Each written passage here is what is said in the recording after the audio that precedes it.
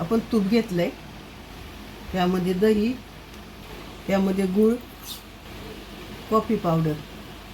आता आपण छान मिक्स करून घेऊया सगळं. याला जवळजवळ 2 ते 3 मिनिटं चांगलं फेटून घ्यायचं.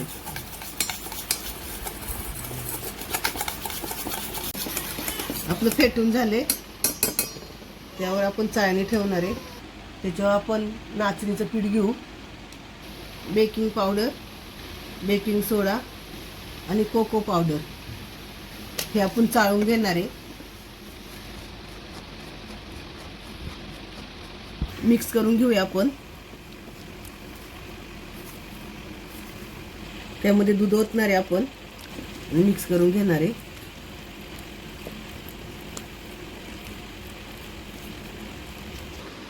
इथे आपले मिक्स करून झाले. इथे मला 1.5 वाटी दूध लागलेलं आहे आणि या पद्धतीनं करून घ्यायचं. आपण बारीक गॅसवर तवा तापत ठेवलेला आहे. इथं आपण आप्पे पात्र घेतले, त्याच्यावर आपण थोडं थोडं तेल टाकणार आहे आणि तेल सगळीकडून असं पसरून घेणार आहे आपण. तुमच्याकडे ब्रश असेल तर तुम्ही ब्रशने लावा. तेल लावून झाले आप्पे पात्राला. इथं आपण केलेले मिश्रण त्याच्यात टाकणार आहे. थोडीशी जागा वरती ठेवायची, पूर्ण गच्च नाही भरायचं. भरून झाले, एक थोडंसं असं आपटून घ्यायचं आणि त्याच्यावर बदामाचे थोडे थोडे तुकडे टाकायचे.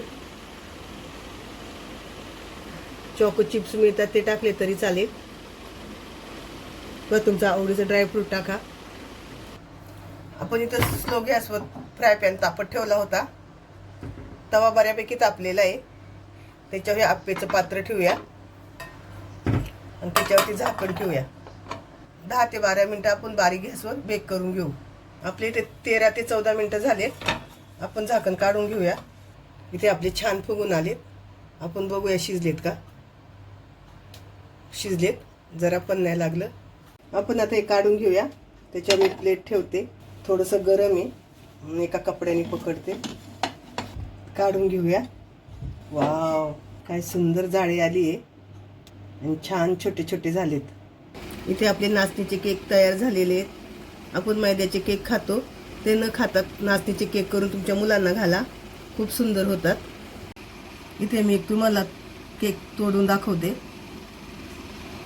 बघा किती छान आतमध्ये जाळी पकडली.